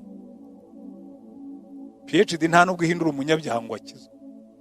Yesu yaratubwiye ngo twebwe tuzabwiriza, ariko umwuka niwe uzemeza abantu iby'ibyaha n'iby'urubanza n'ibyo gukiranuka. Umwuka atamanutse, ziriya mbaraga zazuye Kristo mu bapfuye zitatujemo, ntacyo tuba dukora. Birakenewe ngo muri ino minsi natwe dutangire gusengera izi mbaraga ngo zize zikorere muri twe. Kandi nitumara no kuzisengera twumvire, ntabwo uzigera wirukana abadayimoni baguhagarara imbere ugatinya kugira icyo ukora. Imana niza n'abadayimoni dutinyuke kubirukana. Ntabwo uzigera ubona abanyabyaha bakizwa utabumbuye akanwa ngo ubabwirize. Hari abantu benshi bakubwira ngo urumva ngo tugiye gusenga, ngo ndimo ndasengera ababyeyi banjye, ngo ndimo ndasengera abavandimwe banjye. Please, niyo wasenga ugasarara, abavandimwe bawe bazakizwa ari uko bumvise ijambo. Murabizi umwuka wera yaratwikiriye isi igitangira kuremwa, ngo yari iriho ubusa ngo nta buzima bwari buhari, ngo yari icuza umwijima, iriho n'amazi, nta kintu na kimwe kigeze kizamukamo kugeza igihe Imana yavugiye ijambo. Gusenga ntacyo bizamura hatabonetse ijambo, kuko Imana yavuze ngo mugende mubabwirize. Mureke twumvire, tubwirize ubutumwa, mureke twumvire, dusengera abarwayi, mureke twumvire, twirukana abadayimoni, mureke twumvire, tuzane icyubahiro cy'Imana. Hari n'ahandi ariko bavuka bakunda inka. Umusaza umwe ngo inkuba yarakubise ikubita inka ze, inziza zose yakundaga inkuba irazikubita. Umugore aramubwira ati ubu ni ukwiyahura, nta byiringiro bisigaye. Aramubwira ati sohoka ubanze undebere. Ati na yindi y'umukara nakundaga yapfuye. Ati yapfuye. Nimwe y'ibihogo yapfuye. Ati yapfuye. Nimwe y'isine yapfuye. Ati yapfuye. Ati na yamfizi yanjye. Ati nayo yapfuye. Aramubwira ati subira yongera undebere. Ati undebere niba harimo intumbi ya Yesu. Ati ndabona ko buri byiringiro. Umugore aramubwira ati se intumbi ya Yesu wayibona hehe mu nka Yesu n'inka? Aramubwira ati ubwo Yesu akiri muzima ibyiringiro byanjye biracyariho. Ati koko ziriya nka niwe wari warazimpaye, inkuba yakubise ziriya, ariko ibiganza byamaye ziriya n'ubundi biracyariho, azongeramo izindi. Haleluya. Ndagira ngo dufatanye iyi nkuru y'abigishwa ba Emawusi, kuko turayikuramo amasomo meza cyane. Aba bigishwa ba Emawusi ni urugero rwiza rw'abantu barimo kugenda mu nzira bagiye guhamba ibyiringiro byabo. Baramanuka baragenda, abahanga mu gushishoza, abahanga mu busesenguzi bwa Bibiliya batubwira ko Yukereopa n'uriya bari bajyanye agomba kuba yari umugabo n'umugore. Aho babihera nuko bageze mu rugo bagataha mu nzu imwe, hanyuma Yesu akabasangamo. Ariko reka tugaruke inyuma aho batangiriye. Ngo Yesu yarababonye bamanuka, akora uko ashoboye kugira ngo batamenya ko ari we. Hanyuma baramanuka arabegera. Icyambere yabonye ngo bagendaga baganira bababaye. Ikintu cyambere kizakubwira umuntu uri mu nzira igana mu mva y'ibyiringiro bye, imvugo ye iba yahindutse, akavuga amagambo y'agahinda gusa. Hari umuntu mwicarana mu minota 5 akakubwira ko nta mvura izagwa kandi irimo kugwa, akakubwira ko nta myaka izera kandi irimo kuzamuka, akakubwira ko nta byiringiro afite kandi akiri muzima, kubera ko imvugo ye iba yahindutse kubera ibyamubayeho. Reka turebe bimwe mu byo twakwigira kuri aba bigishwa. Icyambere ni iki gitera abantu guherekeza ibyiringiro byabo bakabigeza mu irimbi by'ibyiringiro? Ni iki gitera abantu kubura ibyiringiro? Icya kabiri turebe ni iki gishobora kutugaruramo ibyiringiro iyo tugeze mu gikombe cy'imva y'ibyiringiro? Icya gatatu twakora iki iyo ibyiringiro byacu bimaze kugaruka, iyo ibyiringiro byacu bimaze kuzuka? Nayo magambo atatu tugiye kwigaho dushingiye kuri iki gice cya 24 cyo mu butumwa bwiza bwa Luka kuva ku murongo wa 13. Yesu agendana n'abigishwa mu nzira igana Emawusi. Haleluya, haleluya. Aba bigishwa baganaga Emawusi, uyu mugabo n'umugore bagendaga ngo bababaye, bagaragaza agahinda ku maso. Ngo Yesu arabegera arabwira ati ariko ko ndeba mugenda muvugana kandi nkaba mudamumeze nk'ababaye, byagenze bite? Nuko ngo bifata kwitama, ngo baramubwira ngo yo ngo ni wowe wenyine mu bashyitsi bari Yerusalemu utazi ibyabaye, ni wowe utarumvise ibya Yesu, umuntu Imana yakoreshaga ibitangaza, umuntu wazuraga abapfuye, umuntu watuburaga imigati, umuntu wari ibyiringiro by'ubuzima bwacu, none yapfuye. Ngo kandi twizeraga yuko twiringiraga yuko ari uzacungura Abisirayeli. Ni iki gituma abantu bahamba ibyiringiro byabo? Twakwiga iki kuri aba bigishwa ba Emawusi? Batwigisha iki muri iyi nzira igana mu mva y'ibyiringiro? Icyambere, batumbiriye ibyari byabereye i Yerusalemu, bibagirwa ibyo Yesu yari yarababwiye, ndetse basiga no kwemera kwabo bagusiga inyuma. banga no kwemera ubuhamya bw'abarebye mu mva. Iki ni cyo kintu cya mbere kiba ku muntu iyo agiye guhamba ibyiringiro bye. Icya mbere, umuntu atakaza ibyiringiro bye iyo atumbiriye ibibazo akibagirwa ko agifite Imana. Ibibazo ntabwo Imana yigeze dusezeranya ko bitazabaho.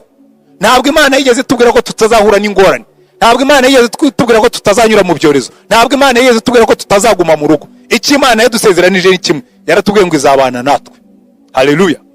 Hari amagambo nyankunda cyane Yesaya yaranditse aravuga ngo umva, tega amatwi wumve, ngo niyo waca mu mugezi ntabwo uzagutembana, ngo niyo waca mu muriro ngo ntabwo uzashya, ngo niyo waca mu mazi ntabwo azakurengera.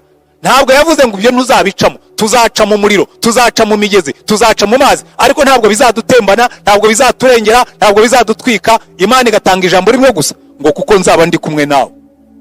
Haleluya. Tumaze iminsi turimo kwimenyereza kuzana Imana iwacu mu rugo ikagumana natwe, ariko mwafashe umwanya mukaba munezerewe Imana. Ntabwo Imana yigeze ivuga ko tutazarya biki, nta nubwo yigeze ivuga ko tutazasonza, nta nubwo yigeze ivuga ko tutazagira inyota, nta nubwo yigeze ivuga ko hatazabaho ubukene. Izo zose ni inzara, iyo ni imigezi, iyo ni imiriro, iyo ni amazi tuzacamo, ariko Imana ikavuga ngo muhumure, nzaba ndi kumwe namwe. Haleluya. Muhumure, nzaba ndi kumwe namwe. Ariko mwakomeje mukicara mukaba muryohewe no kubana na Yesu, kuko mu gihe gikwiriye hari igihe Kalebu na Yesu babwiye Abayisiraheli ngo umva, ngo reka tubabwire ngo ntimukangwe n'iriya midugudu miremire iri muri kiriya gihugu, ntimukangwe n'uburebure bw'Abanaki, ngo biriya ngo tuzabirya nk'ubugari. Umwana wese wigeze kurya ubugari bashyize ku nkengeri agiye kuvoma arabizi ko bidasaba uburisho, ntibisaba ibishyimbo, ntibisaba isosi. Ubugari bushyushye ushobora kuburya bwonyine kandi ugahaga. Aravuga ati bariya tuzabarya nk'ubugari bushyushye. Kubera iki? Kuko Uwiteka twishimira. Haleluya. N'aba bigishwa Yesu yarabishimiye, araza arabasanga, araza arabaherekeza, hanyuma atangira kubaganiriza. Haleluya. Rero umuntu atangira gutakaza ibyiringiro bye iyo atumbiriye ibibazo aho gutumbira Imana. Ikindi, umuntu atakaza ibyiringiro bye iyo atumbiriye agahinda afite, iyo atumbiriye ibyo yahombye, akibagirwa ko hari Imana yatuvuzeho, ko hari Imana yadusezeranije. Haleluya. Murebe kuri uriya murongo wa 19 baravuga ngo arababaza ati ariko ni ibiki? Bati ni ibya Yesu w'i Nazareti, wari umuhanuzi ukomeye mu byo yakoraga n'ibyo yavugaga imbere y'Imana n'imbere y'abantu bose, kandi twavuganaga uburyo abatambyi bakuru n'abatware bacu bamutanze ngo acirwe urubanza ngo rwo gupfa baramubamba, twiringiraga yuko ari uzacungura Abisirayeli. Umva, imvugo yabo ni amagambo y'amaganya gusa, nta kintu na kimwe kibaho ibyiringiro. Ariko igikomeye cyane ngo bibagirwa iby'Imana yari yarababwiye, kuko umurongo wa 21 baratwibwirira bo bwabo, twiringiraga yuko ari we uzacungura Abisirayeli. Uretse ibyo, dore uyu ni umunsi wa gatatu uhereye aho ibyo byabereye, none abagore bo muri twe badutangaje, bazindutse bajya ku gituro ntibasangamo intumbi ye, nuko baraza batubwira ngo babonekewe n'abamarayika bababwira ko ari muzima. Kandi bamwe muri bari kumwe natwe bagiye ku gituro basanga ariko biri uko abagore batubwiye, ariko we ntibamubona. Ku munsi wa gatatu nzazuka, ku munsi wa gatatu nzanesha, ku munsi wa gatatu muzambona. None ibihamya birahari. Abagore baje barabwira ati twabonye abamarayika batubwira ko yazutse. Hariho na bamwe muri twebwe bagiyeyo basanga ariko biri. Ubundi Bibiliya yatubwiraga ngo ikintu cyose kizajya gihamwa n'abantu babiri, abagabo babiri abari bazajya bahamya ikintu cyose. Abagabo babiri babonetse, abamarayika babibwiye abagore, ababibwiye ruwe babibwiye intumwa, intumwa zabigenzuye. Ariko abigishwa bamanuke mu hose baravuga ngo ya twebwe ntabwo ibyo murimo kutubwira tubyemera, twaramwiboneye apfa, ntabwo twabyemeye. Haleluya. Umva, ngo batubwiye ko yazutse ariko we ntibamubona mu mva. Wabona umuntu wazutse ukamusanga mu mva? Ntibamubonye Yesu. Ntabwo bari gusanga Yesu mu bituro kandi yazutse. Haleluya. Ikibazo gikomeye cyane abantu benshi bagira iyo bagiye guheranwa n'agahinda, niyo ubabwiye uti bisi wowe bibayeho bwa mbere, iyo ibi ngibi n'abandi byatubayeho, ibi ngibi nawe uzabivamo, barakubwira ngo ngo nzabyemera mbibonye. Ntabwo uzabibona utabitegereje, ntabwo uzabibona utabishatse, ntabwo uzabibona utavuye muri iyo nzira igana mu irimbi ry'ibyiringiro byawe. Reka mbwire umuntu wese urimo kunyumva, ntabwo nzi aho ibyo urimo kunyuramo, ntabwo nzi ibyo urimo guhura nabyo. Murabona bari abantu b'Abayisiraheli muri Zaburi ya dusomeye 137 baratubwira ngo ku nkombe y'imigezi y'i Babuloni ngo twari twahamanitse inanga zacu, ngo ku biti byahameraga ngo twamanitse inanga zacu. Ngo noneho batujyanye ari abanyagano baratubwira ngo nimuturirimbire ku ndirimbo z'i Siyoni. Haleluya. Nimuturirimbire ku ndirimbo z'i Siyoni, nimuduhe ubuhamya ko mufite Imana. Mwamaze gutsindwa, tubajyanye muri abanyagano, ariko ya Mana yanyu twayirangije. Ngaho nimutinyuke muyiririmbire. Iyo bibuka ariko bakibuka Dagoni, bakibuka Imana bayijyanye mu Bafilisitiya. Abafilisitiya bakavuga ati uyu munsi Imana ya Isirayeli twayikubise, twayitwaye, twayifashe mpiri. Irababwira ngo ngewe ndi Imana idafatwa mpiri. Ngo barayijyana bayishyira mu ngoro ya Dagoni. Haleluya. Ndimo ndareba Abafilisitiya babyina, barabyina ariko wa gatanu nkuko abadayimoni babyinaga bajyanye Yesu mumva. Baravuga ati wa mugabo turamurangije, wa wundi wajyaga twirukana, umwe watwohereje mu nyanja, umwe wajyaga tuvana mu bantu, umwe wajyaga twohereza ikuzimu, natwe uyu munsi turamurangije. Ku wa gatanu atwaye isanduku y'Imana bayishyira mu ngoro ya Dagoni. Haleluya. Mu gitondo babyutse basanga Dagoni yunamye hasi irimo iraramya, kuko iyi Imana yaje za Dagoni zose zica bugufi. Iyo Yesu yinjiye mumva ku munsi wa gatatu arazuka. Haleluya. Iyo Yesu yinjiye mu irimbi ry'ibyiringiro byawe, ujye uvuga ngo hari ikintu nzi. Ubwo Yesu yaje ibi bintu bigiye gutungana. Reka nkubwire wowe wicaye ku irimbi, reka nkubwire wowe urimo gucukurira ibyiringiro byawe, wenda ni umugore wagutaye, wenda ni umugabo wagutaye, wenda ni umwana wakunaniye, wenda ni ibintu byakunaniye, wenda ni igihombo, wenda ni iminsi 21 yiyongereyeho, wenda ni iminsi ngahe yiyongereyeho. Uko yabingana kose, reka nkubwire ikintu kimwe, Yesu nagusanga aho ngaho arazura ibyiringiro byawe.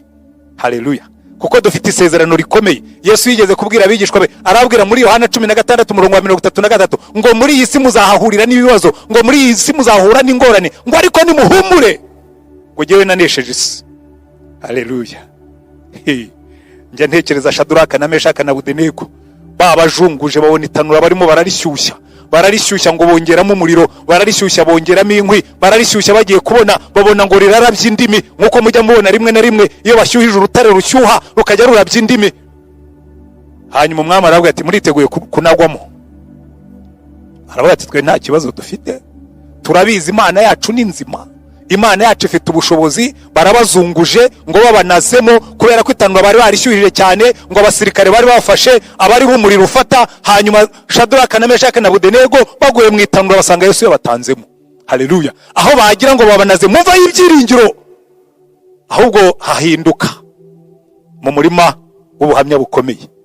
Noneho Nabukadineza wabanazemo aravuga ngo sinzi ibyo ndimo kubona, ngo ndareba hirya, ngo ndaba imibare yanjye yancanze, ngo 1 2 3 oya 4 4 3 2 3 4. Iyi mibare kurimo kunanira, twanazemo abantu bangahe?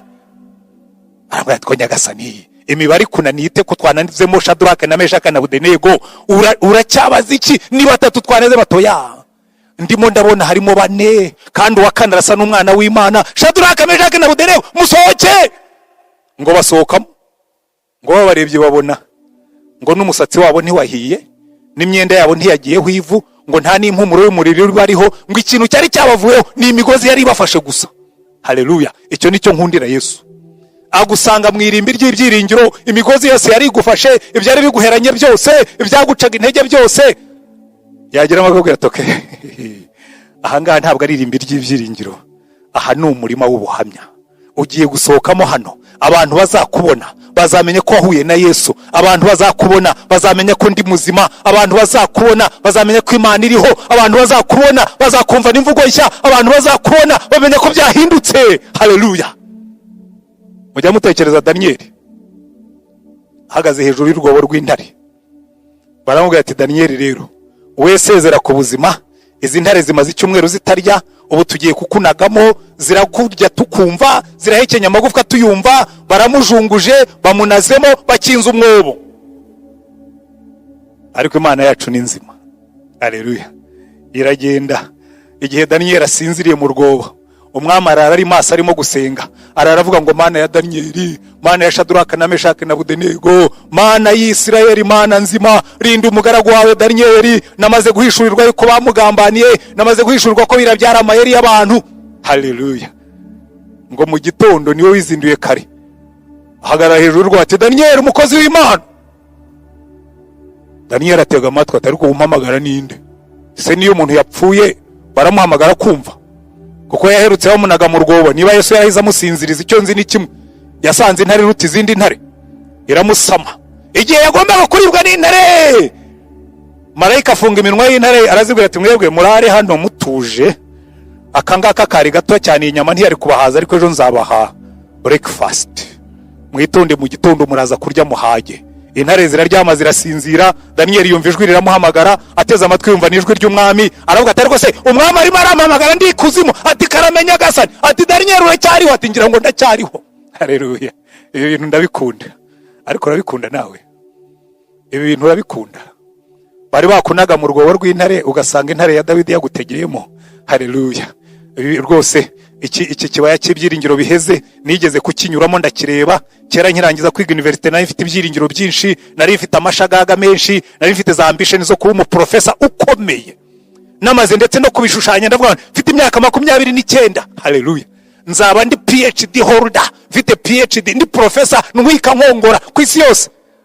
Hanyuma Imana irabireba ngo iyo ntabwo iyo nzira nagutarashirije, ntabwo ari wo muhanda wanjye. Ngiye kubona mbona agapapuro karaje muri za envelope zihendutse cyane bitaga airmail, zari zifiteho ubururu n'umutuku hejuru, z'igitare, handitseho ngo bwana Rutayisire Antoine, ngo Université Nationale du Rwanda, Campus de Ruhengeri. Mbona hateho kashe ya ministeri, kuko izo zo ntizishyuraga amafaranga. Iraza nyifunguye, ibyiringiro byanjye birapfa, kuko muri iyo baruwa mu mirongo mikeya cyane hari handitseho ngo monsieur mu gifaransa cyiza, ngo pour des raisons d'état. Raison d'état ko ntari umunyapolitike, raison d'état zije zite mu buzima bwanjye. Ariko burya ngo ubwire ntawe uzahungira politike, niyo wayijya kure ntabwo izakujya kure. Pour des raisons d'état, tu n'es plus à la faculté de l'Université nationale. Ngo nukira umwarimu muri Université y'u Rwanda, tu as été redéployé. Ngo twakuboneye undi mwanya à l'école secondaire. Prière approcher du ministère pour ton redéploiement. Ngo uzajya muri iyo ministeri ngo bakubwira aho bakohereje. Ngiye nsanga banyohereje Rurindo muri Tronkome.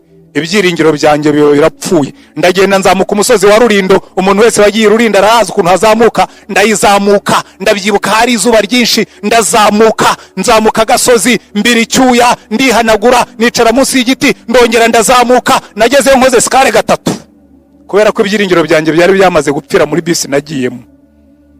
Hanyuma ngezeyo ndavuga nti mama yambyariye ubusa, imyaka namaze niga yapfuye ubusa, ya majoro naraye nandika teze nziza yapfuye ubusa, amaforumire nujuje nshaka buruse muri Amerika yapfuye ubusa. Ibyiringiro byanjye bihabwa Rurindo. Haleluya. Hanyuma ngiye kumva numva ikiganza kirankomanga ngo bite sho, ntibandangije, ubu narangiye, am finished, bandangije, mvuye muri university, mvuye mu ijuru, nguye mu cyondo. Yesu arambwira ngo nubundi iteka ryose biti bimera ahantu hari urwondo hari n'amazi, ngo ubu ngubu ugiye kumera. Haleluya. Uraba muzima tu. Ntangira gusoma Bibiliya, mbona Yesu, ntangira kubwiriza ubutumwa, mbona abantu barakizwa. Uko mbona abantu bakizwa, ibyiringiro byanjye bigaruka. Uko mbona abantu bakizwa, ibintu bihinduka. Ngeze aho ngaho nishimira Yesu, ibyiringiro byanjye birazuka. Ndavuga nibyo ari byo yose, niyo naguma hano nzabaho, kuko ubuzima bwanjye ntabwo buri muri university, ubuzima bwanjye buri muri Yesu. Ufite uwo mwana afite ubugingo, udafite uwo mwana nta bugingo afite. Ufite uwo mwana afite ibyiringiro, utamufite niyo watunga byinshi, ibyiringiro byawe bizahera. Uba ministre uyu munsi, cabinet itaha ntuterane mu nama kuko baba bakurangije. Uba deputy uyu munsi, ukajya muri session imwe itaha ntuyigemo kubera ko hari icyabaye. Wicara mu buzima ukanezererwa, ejo muganga akakwandikira ati ibyo wakundaga byose ntuzongere kubirya kuko warwaye diabete cyangwa iyindi ndwara, ibyiringiro byawe bigahera. Ariko iyo ufite Yesu, Haleluya. Uravuga ngo mbareka nkubwire warupfuwe, ntabwo ushobora kuzanyivuga hejuru, kuko umwami wanjye yarakunesheje, kandi ufite imfunguzo z'urupfu n'izikuzimu. Umwami wanjye yarakunesheje, niyo ufite ubuzima bwanjye mu biganza bye, ibyiringiro byanjye ntibishobora guhera. Haleluya. Ndababwira Yesu muzima, ugusanga mu nzira y'ibyiringiro biheze, urimo kuririmba ngo twizeraga ko, akakubwira ngo ya ibyiringiro byawe bizaba bizima nugendana nanjye, kuko nijye ufite ubuzima bwawe mu biganza byanjye. Haleluya. Ya yindi yatabaye Shadraka na Meshaki na Abednego, ya yindi yatabaye Daniel mu rwobo rw'intare, ya yindi yasanze Paulo na Sila bari mu mbago mwirimba. Haleluya. Muri gereza y'Ifilipi babakubise babashyira mu mbago badashobora kwinyagambura, amaguru yaguye ibinya. Paulo aramubwira ati Sila, twebwe turi abantu batagira ibyiringiro bipfa, ibyiringiro byacu biba bizima niyo turi mu mbago turaririmba. Kubita korasi mwereke uko tubigenza. Ngo bakubise korasi, gereza yose ihinda umushitsi, ngo imbaraga z'umwuka ziramanuka n'imbago zirafunguka. Na gereza irafunguka ariko abafungwa ntibagenda. Iyo ufunzwe na Yesu guma aho uri. Mwambwiye ngo amen. Mwambwiye ngo amen. Ariko hagira umvugira ngo amen. Haleluya. Imana yanyeretse ko ari itegeko ibisi yose. Banyohereje Rurindo, ndagenda umwaka urangiye mbona ya leta ya yindi yanditse ngo kubera impamvu za leta, irongera avuga kubera impamvu za leta, inyoherereza igipapuro ndacyuzuza, bampa buruse, bampa passport, njya kwiga mu Bwongereza, nkora masters ndayizana. Mvuye Imana irambwira ngo noneho ntabwo ari leta ikohereje, subira Rurindo. Ndagenda mbaraho imyaka 8 mfite masters yo mu Bwongereza muri 86. Rurindo namaze imyaka 8, 5 muri yo nari mfite masters yo mu Bwongereza, kandi icyo gihe bafite masters zo mu Bwongereza bari bake. None umunsi si benshi cyane ariko babaye benshi. Ndagenda ngira Rurindo kubera Yesu. Arambwira ngo ubu noneho nje kugutoza kunkorera, nje kugutoza kwihangana, nje kugutoza discipline yo kunyumvira, nje kugutoza discipline yo kunyuba. Kumano abantu bakajya bambwira ati rugo ni wapayutse mu mutwe. Umuntu agira masters yo mu Bwongereza akagumira Rurindo yigisha muri tronkome, ikubera Yesu. Haleluya.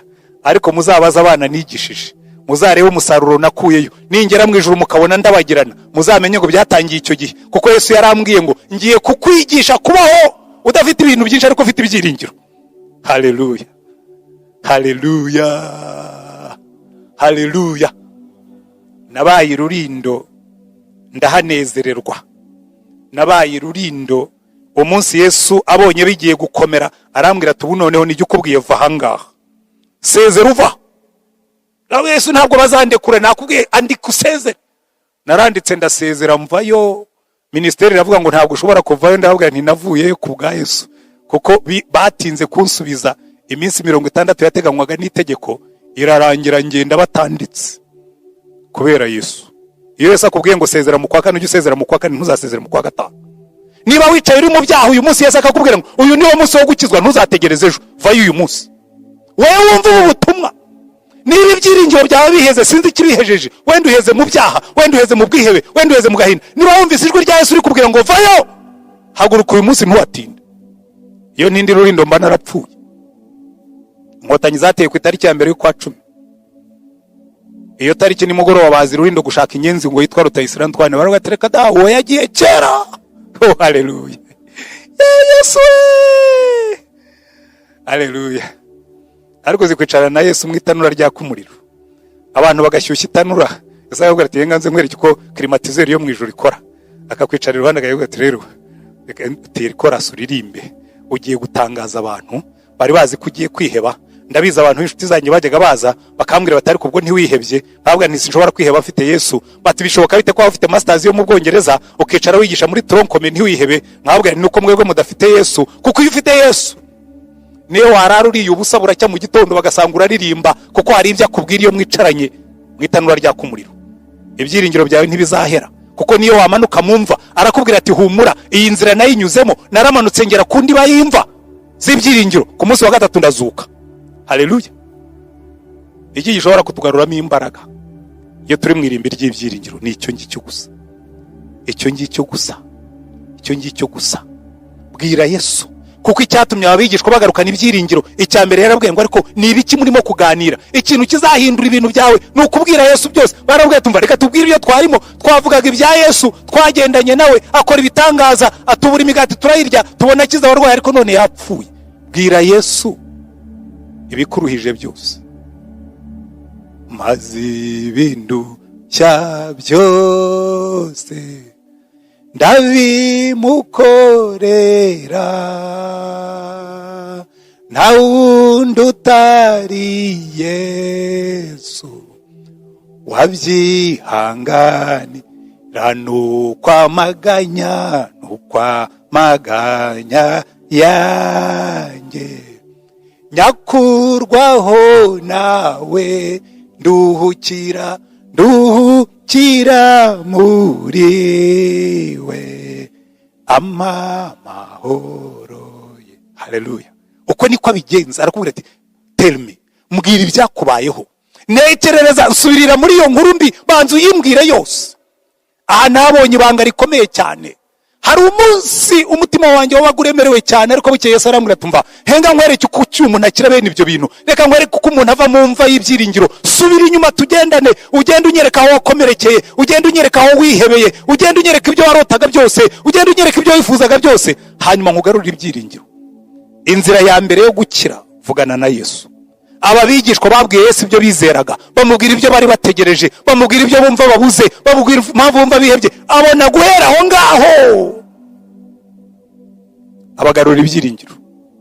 Ntabwo nzi icyo yabwiye Shadarake na Meshake na Abedenego barimo kugenda mu itanura ryaka umuriro. Ntabwo nzi icyo yabwiye Daniyeli agasinzira hagati y'intare. Ntabwo nzi icyo yabwiye Petero ari kwa Herodi hagati y'abasirikare 16 yiteguye ko buri ucye bakamuca igihanga. Baratubwira ngo marayika yaraje asanga Petero arasinzira. Wasinzira utaburi ucye bakaguca igihanga. Numvise abantu babeshyira Petero ngo Petero yari umunyabitotsi, ngo n'igihe yaremwe na Yesu mu murimo wa Getsemani ngo yarasinziriye, ngo nahano kwa Herodi ngo yarasinziriye, ngo yagombaga kurara asenga. Oya, agomba kuba yarasenze. Yesu akamubwira ati Petero, this is not your business, ibi bimparire ni ibyanjye, isinzirire. Ngo bigejeje mu gicuku, marayika araza aramukomanga, atumva Petero, ibyawe birarangiye, sohoka tugende. Petero ngo yibwira ngo ararota, marayika aramubwira ati shyiramo umwenda wawe, awushyiramo, yibwira ngo ari mu nzozi. Abona aciye ku basirikare ba mbere, aciye ku ba kabiri, aciye ku ba gatatu, aciye ku ba kane, ageze ku muryango wa gereza, ngo iribwiriza irakinguka. Haleluya. Uwo ni umwami ukingura ibituro by'imva zacu. Yesu we, reka turebe bigenda biti yamaze kubidukorera ibyo ngibyo. Haleluya. Nkunda ababigishwa ba Yesu ngo bagendanye nawe, bamubwira byose, ariko Yesu arangije arabakosora, arabaganiriza, bamurombereye ibyiringiro n'urupfu rwabyo. Arangije aravuga ati mwabapfumwe, reka mbanze mbasubize inyuma babwire icyo Imana yavuze. Icyo nicyo kitugarurira ibyiringiro. Umurongo wa 25 kugeza ku 24 arabwira ati mwabapfumwe, imitima yanyu itinze cyane kwizera ibyo abahanuzi bavuze byose. None se Kristo ntiyari akwiriye kubabazwa atyo ngo abone kwinjira mu bwiza bwe? Atangira kuri Mose no ku bahanuzi bose, abasobanurira mu byanditswe byose ibyanditswe kuri we. Haleluya. Ikintu kitugaruramo ibyiringiro no kumenya ibyo Imana yavuze. Haleluya. Iyi Bibiliya dusoma irimo amasezerano arenze 8,000. Amasezerano kuri buri kintu cyose uzanyuramo. Hari amasezerano ku by'ubutunzi, hari amasezerano ku by'ubukene, hari amasezerano ku by'icyubahiro, hari amasezerano ku byo guhitamo uwo muzabana, hari amasezerano ku rubyaro, hari amasezerano. Ntabwo nzi icyo urimo kunyuramo cyose, ariko nufatiye Bibiliya hari icyo Yesu ashobora kukubwira akabwira ati rwose utinze kwizera, hari amasezerano. Take the promises. Fata ibyiringiro byawe ubyubakire ku masezerano y'Imana. Amasezerano yose Imana yatanze, n'isi yanyeganyega, n'isi yakurwa hayo, amasezerano y'Imana ntabwo azigera kurwaho. Haleluya. Icyo Imana igusaba gusa, fata ayo masezerano uyagira yawe, uyavuge mu gitondo. Satani nakubwira ngo uzicwa n'inzara, umubwire ngo mva Satani, Dawidi yaravuze ngo nari umwana none ndashaje, sindabona umukiranutsi arekwa, kandi sindabona umwana wasabiriza ibyo kurya. Oya, ntabwo tuzasabiriza, oya ntabwo tuzicwa n'inzara, naho imirima yarumba, naho imitini itakwera, naho intama zashira mu bikumba, Uwiteka azambera imbaraga. Atura ibyiringiro bizima tubona muri Yesu muzima. Haleluya, haleluya. Ikintu cyatumaga abigishwa ba Yesu bakomera, igeze kubwira abatambyi bakuru batari tumva twebwe ntabwo dushobora rwose kubivaho, ibi twarabyiboneye twarabyiyumviye, ntabwo mwatuza kubihamya. Haleluya. Reka tugane ku musozo. Twakora iki iyo ibyiringiro byacu byazutse? Kuko umwami Yesu yajyanye n'aba bigishwa, baragenda ngo babonye bageze hafi y'iwabo, baramubwira tumva rero tukubwire wa mugabo we, aho twari tugiye guhamba ibyiringiro byacu naha ngaha, ariko igihe twagendanye twumvise urimo kuvuga amagambo meza, twumvise urimo kutugaruramo ibyiringiro, ngwino uzi wacu. Haleluya. Uyu ni wo mwanya wo gutumira Yesu, uyu ni wo mwanya wo guhamagara Yesu akaza akinjira iwanyu agasangira namwe ijambo Yesu yabwiye itorero. Amimana. Arababwira ngo dore mpagaze ku rugi, ngo ndimo nakomanga, ngo umuntu niyumva ijwi ryanjye ngo agakingura urugi, ngo ndange nzinjira ngo nsangire nawe. Ubu Yesu ahagaze ku rugi aje kuzura ibyiringiro byacu, ubu Yesu ahagaze ku rugi aje kudusubizamo imbaraga, nubwo ngereho iyindi minsi ntacyo ibyiringiro byacu ntibizahera, ahubwo aratubwira ati nimunkingurire ninjire, reka mbabwire n'ibindi byari bisigaye, reka mbahishurire ibindi mutari mwarabonye, kuko hirya yaha ubuzima bwanyu n'ubw'igihugu ndetse n'ubw'isi buri mu biganza byanjye, nahawe ubutware mu ijuru no mu isi. Haleluya. Uwo niwe twizeye, niwe ufite ubuzima bwacu mu biganza bye. Ngo aragenda ajyana nabo mu rugo, aragenda ageze aravuga ati ariko iyo ninjiye mu rugo nijye uba shefu Kareopa, ibyo kumanyagura umugati ubyihorere, ibyo kumanyagura umugati ibyibagirwe, kuko ubu ngubwo wantumiye nkazi wawe nigiye utegeka. Zana uwo mugati nk'ubamanyurire. Ngo arawufasha awumanyuye, baravuga ati dore bya biganza niwe, ngo ahita burira imbere yabo. Haleluya. Ariko bamumenye. Dukora iki iyo tumaze kubona ko Yesu ari we rutimo kutugaruramo ibyiringiro? Iryo joro nta nubwo baryamye, nta nubwo babanje gusinzira, nta nubwo bakuyemo imyenda, ahubwo umugabo yabwiye umugore, aramubwira ati madamu, iyi nkuru ntidushobora kuyihererana. Uyu muneza umugore akamubwira ati ariko sheri, ntabwo wibuka igihe twagendaga, igihe yadusobanuriraga ibyanditswe byera, ukuntu twumvaga imitima yacu irimo kugenda isusuruka, yongera isusuruka, yongera ikonjoroka, yongera igarukana ibyiringiro, yongera isubiramo imbaraga, niwe. Haleluya. Ngo barakubirana iryo joro. Umva ko batubwira ku murongo wa 33 ushyira 35, ngo uwo mwanya barahaguruka basubira i Yerusalemu, basanga abo 11 bateranye hamwe n'abandi. Bumva bavuga bati ni ukuri umwami Yesu yazutse ndetse yabonekeye Simoni. Baravuga toya, mwebwe ntabwo mubizi, twebwe natwe tubabwira, twebwe natwe yatubonekeye, ahubwo yabonekeye Simoni ariko twayagendanye natwe. Stadio 60 zose twagendanaga nawe, yatuganirije atubwira kuva kuri Mose n'abahanuzi, adusobanurira ibyanditswe byera byose, kandi turababwira. Igihe yavuganaga natwe twumvaga turimo gususuruka, igihe yavuganaga natwe hanyuma tugeze mu rugo afashe ubutware bw'urugo, turamumenya. Haleluya. Ngo nuko babandi babiri nabo babatekerereza ibyabereye mu nzira n'uburyo bamumenyeshejwe nuko amanyaguye umutsima. Hari ikintu nabonye kijya kintangaza cyane. Ntangazwa n'abakristo babonye Yesu badatanga ubuhamya, ntangazwa n'abakristo bambwira ko babonye Yesu ukabona bakonje, imitima yanyu yabujwe n'iki gususuruka, mwarahuye na Yesu muzima. Gereka mbabwire, nakijwe ari kuwa gatanu nibwo nabyatuye, ku cyumweru narabwirije abantu barakizwa. Nta kindi nababwiye ubuhamya. Nababwira nubwo mu ndeba naje nuzuye ibyiringiro bike, naje ibyiringiro byanjye byaheze, naje nuzuye umujinya, naje nuzuye agahinda, ariko muri iyi minsi hari ibyo Yesu yakoze muri jewe. Yesu yaranzuye, ndashaka kubabwira Yesu nguwo, ngo namwe mumushake, namwe mumubone. Vuze ntabumva bashaka uwo Yesu, mbona barahagurutse. Abantu ba mbere nabasengeye maze iminsi 2 nkijijwe gusa, kandi nakomereje aho n'uno munsi. Nshobora kuvuga ibindi byose, nshobora kuganira ibindi byose, nshobora kukubwira ibitabo nasomye, nshobora kukubwira inyigisho za runaka, akubwira n'iza runaka, ariko ntabwo njya numva excited nk'iyo ndimo kuvuga Yesu. Haleluya. Ntabwo njya numva nezerewe. Umva reka mbabwire, abatubanjirije bose nabo niko byabagendekeye. Hari igihe bafashe Petero na Yohana bahagurukije umuntu uremaye, barabwira tumva rero tubabwire mwabagabo mwe, turababujije ntimuzongere kwigisha muri iryo zina. Petero na Yohana barabwira tumva bene data, murebe mu byakozwe n'intumwa 4 umurongo wa 18 kugeza kwa 20. Haga tumva ibindi byose mubitubuze, wenda mudukubite, wenda mudufunye, ariko guceceka ntabwo byakunda. Uwamize Yesu ntashobora kwibuza kwasama. Ugomba kubumbura umunwa, abantu bakumva impumuro nziza ya Kristo irimo gusohoka. Barababwira ngo erega ibyo murimo kutubwira. Petero na Yohana barabasubiza bati niba ari byiza imbere y'Imana kubumvira kuruta Imana nimuhitemo, kuko ntitubasha kwiyumanganya ngo tureke kuvuga ibyo twabonye kandi twumvise. Haleluya. Urwandiko rwa mbere rwa Yohana igice cya mbere umurongo wa mbere kugeza ku wa 3. Urwandiko rwa mbere rwa Yohana igice cya mbere umurongo wa mbere kugeza ku wa 3 baratubwira ngo uwahoze uhereye mbere na mbere, uwo twumvise, uwo twiboneye n'amaso yacu, kandi uwo twitegereje intoki zacu zikamukoraho, ari we jambo ry'ubugingo, kandi ubwo bugingo bwarerekanwe turabubona, turabuhamya, kandi none turababwira iby'ubwo bugingo buhoraho bwahoranye na Data wa twese, turabwerekwa. Ibyo twabonye tukabyumva. Haleluya. Ibyo twabonye tukabyumva nibyo tubabwira kugira ngo namwe mufatanye natwe, kuko ubwacu dufatanije na Data wa twese n'umwana we Yesu Kirisito. Ibyo nibyo tubandikiye kugira ngo umunezero wanyu ube mwinshi. Haleluya.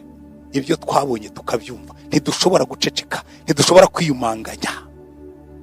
Yesu yabwiye abigishwa barabwira ngo mva, reka mbabwire ngo muzahabwa imbaraga umwuka wera nabazaho, mube abagabo bo kumpamya. Ubundi umugabo witness, témoin, ahamya ibyo yabonye, ahamya ibyo yumvise, ahamya ibyo yakozeho. Iyo wabonye Yesu ntushobora kwibuza kuba umuhamya we.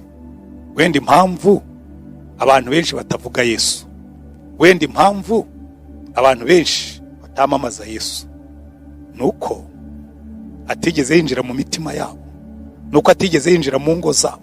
Ariko bene data bakundwa, muri ino minsi kugeza kuri 31 z'ukwa 4 turacyari mu rugo. Guma mu rugo, ariko nkubwira ikintu kizakunezeza. Je birimo biranyubaka, birimo biramfasha. Iby'ibihombo narabyihoreye, ibyo ntazabona narabyihoreye, ntanza rizanyicira mu rugo, leta irimo kubikora.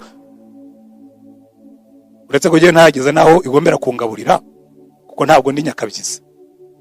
Ariko reka mbabwira ikintu kimwe nabonye. Haleluya. Reka mbabwira ikintu kimwe nabonye. Muri iyi minsi Yesu arimo aranyubaka. Muri iyi minsi ndumva ashaka kuvuga Yesu. Muri iyi minsi ndimo ndabona Yesu bundi bushya. Muri iyi minsi ndumva ashaka kuvuga Yesu. Muri iyi minsi ndashaka kuvuga Yesu w'imbaraga. Muri iyi minsi ndashaka kuvuga Yesu wazutse. Haleluya. Ahagaze ku rugi, ahagaze kuri gate, arimo arakomanga ngo mwamukinguriye. Muri ino minsi bongereyeho, mukongera mukabona Yesu muzima, mukongera mukabona Yesu utanga ibyiringiro, mukongera mukabona Yesu ukiza agahinda, mukongera mukabona Yesu ukiza indwara, mukongera mukabona Yesu urinda abantu be, mukongera mukabona Yesu ususurutsa imitima, mukabona Yesu. Haleluya. Ndashoje. Numara kumwemera nk'umukiza wa, uhamye mu bandi byo yagukoreye, usabe n'Imana nibahishurire Yesu, bahabwa ubwo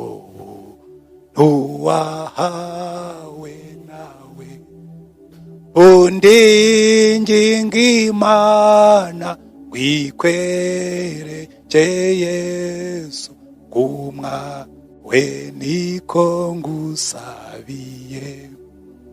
Wowe urimo kumva ubutumwa muri uyu mwanya, mbere yuko uva aho wumviraga ubutumwa, haba kuri telefone haba kuri computer, ndakubwiye ngo ntuve imbere ya Yesu utamutumiye ngo azi wawe. Ntuve imbere ya Yesu utamubwira uti ngwino ugumane natwe muri iyi minsi bongereho ya confinement. Ntuve imbere ya Yesu utamubwira uti ngwino usure muri ino mva y'ibyiringiro byanjye. Umva wa mugabo we, umva wa mugore we, umva wa musore we, umva wa muntu we. Hamagara Yesu umubwire ngo muri iki gihe cy'ibyiringiro bike tuvane mu mva y'ibyiringiro dusubize mu murima w'ubugingo. Dusenga Imana. Turagushimye mwami wacu Yesu Kirisito, uko wasanze ababigishwa ba Emawusi bari bamanutse bagiye guhamba ibyiringiro byabo, bavuga ati twizeraga yuko ari uzaduha agakiza, none bamurangije, bamuhambye n'abatubwira ko yazutse ntibamubonye. Mwami Yesu, twe twarakubonye kandi turaguhamya. Turavuga Yesu muzima, turavuga Yesu ukora ibitangaza, turavuga umwuka w'imbaraga, turavuga umwuka w'ibyiringiro. Genderera abantu bose barimo kumva ubutumwa Mwami. Uwihebye kubera ikibazo cyamugoye, uwihebye kubera iyi minsi turimo, uwihebye kubera ubwoba bwa coronavirus, rambura ikiganza cyawe umukomeze umutima, umwigishe ko ari ufite imfunguzo z'urupfu n'izikuzimu, umwigishe umwibutse yuko ubuzima bwe ari wowe burinze, umwigishe ibyo wamunyujemo byose, umubwire uti humura mwana wanjye, niba nzabikunyuzamo. Kandi Mwami Yesu, turongera gusengera abantu bose, nsengeye abarwaye mu izina rya Mwami wacu Yesu Kirisito. Reka imbaraga zawe zisange umuntu wese uri ku buriri bw'indwara, umuntu wese uheze hasi kubera uburwayi mu gihe nk'iki, abandi badashobora kumusura. Manura imbaraga zawe umugenderere, uhagurutse abarwayi, kandi ugize kwizera muri uyu mwanya muri iri sengesho. Muhagurutse muri kano kanya, abona arimo kugenda, abona ibyo byose wabirangije, imbaraga zawe zikoreremo. Mwuka wera, genda ku bantu bose barimo kumva ubutumwa, uwari urwaye umuhagurutse mu burwayi bwe, kandi mu izina rya Mwami wacu Yesu Kirisito, genderera abantu bafite kwiheba, genderera abantu bafite kwigunga, imbaraga zawe zibamanukireho, ugenderere imfubyi, ugenderere abapfakazi, ubasubizemo ibyiringiro, ubane nabo, imbaraga zawe zongere kubasubizamo ibyiringiro, imbaraga zawe zikorere muri wo Mana. Reka imbaraga zawe zimanukire kuri iki gihugu, aho abantu benshi barimo kuvuga bati birarambiranye, aho abantu benshi batangiye kuvuga ngo bibaye birebire cyane, si twebwe twenyine n'ibindi bihugu bidukikije niko bimeze. Reka imbaraga zawe zimanukire kuri iyi si, mu gihe wagennye uzavuga ijwi rirenga, uvuge ngo ibinda birangije, nkuko wavuze ku musaraba ukavuga ngo birarangiye. Hazaba umunsi uzavuga ngo ubu birarangiye, ngo mu Rwanda nta coronavirus icyavugwa, nta nizahagaruka, ibinda birangije. Kandi ntuzabikorera u Rwanda rwonyine, ubikorera isi yose, kugira ngo twese tuzazamura amajwi tuvuga ngo icyubahiro kibi cy'Imana, ubwoko bwe bunezerwe. Tuguhaye ishimwe, tuguhaye icyubahiro, uzudusange aho turi, uzuduha umugisha mu izina rya Mwami wacu Yesu Kirisito. Amen.